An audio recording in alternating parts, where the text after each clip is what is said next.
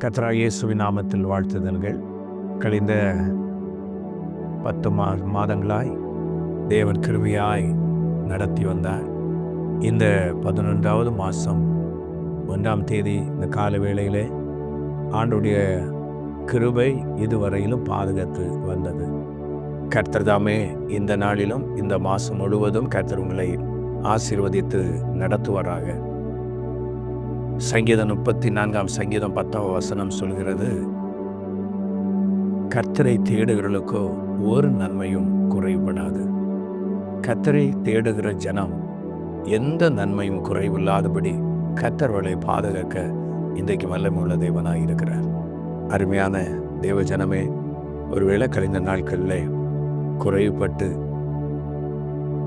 சமாதானம் இல்லாமல், சந்தோஷம் இல்லாமல், நிம்மதி இல்லாமல் ஒருவேளை நீங்கள் இருக்கலாம். இந்த மாதம் நிச்சயமாய் கர்த்தர் உங்களை நிறைவாய் ஆசீர்வதித்து உங்களை மேன்மைப்படுத்துவாராக. அவர் குறைவை நிறைவாக்குகிற தேவன். பிலிப்பியர் 4ஆம் அதிகாரம் 19 சொல்லுகிறது, என் தேவன் தம்முடைய ஐஸ்வர்யத்தின்படி உங்கள் குறைகள் எல்லாம் இயேசு கிறிஸ்துவுக்குள் மகிமையிலே அவர் நிறைவாக்குவார். அவர் நிறைவானவர், அவர் ஐஸ்வர்ய சம்பன்னர். ரோமர் 10:12 பார்க்கிறோம், அவர் ஐஸ்வர்ய சம்பன்னர்.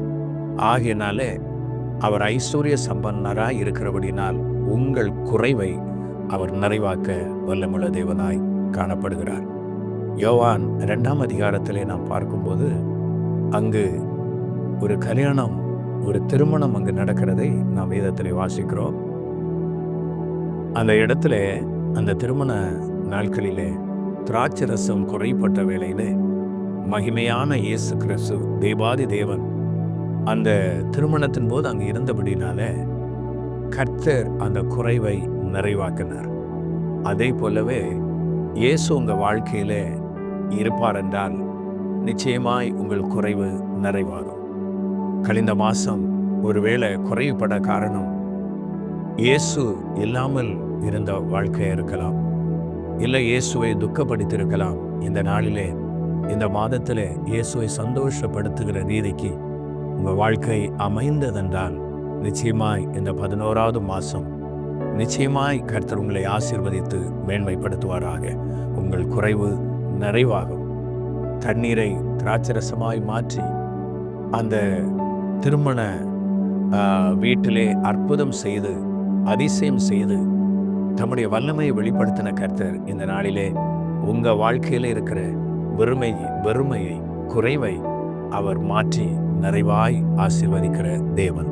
காரணம், அவர் மேன்மையானவர், இல்லாதவைகளை இருக்கிறவைகளாக அழைக்கிறவர். ஆமேன். அப்படிப்பட்ட ஒரு தேவனை ஆராதிக்கிற நீங்கள் நிச்சயமாய் கர்த்தர் உங்கள் குறைவை நிறைவாக மாற்றுவார். ஆமேன். உங்கள் துக்கம் சந்தோஷமாய் மாறும். ஜெபிப்போமா? அன்பின் ஆண்டவரே, இந்த அருமையான வேளையிலும் என்னோடு கூட ஜெபிக்கிற இந்த அருமையான அன்பு நபர்களுக்காக ஜெபிக்கிறோம். கர்த்தருடைய வல்லமை அவர்கள் மத்தியில் வெளிப்படட்டும்.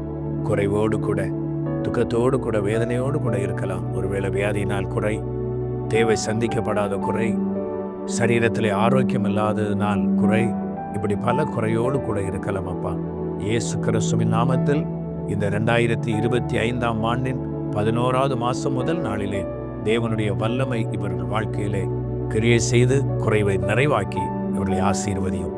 ஜெபத்தை கேட்டதற்காய் ஸ்தோத்திரம். இயேசு கிறிஸ்துவின் நாமத்தில் பிதாவே, ஆமென்.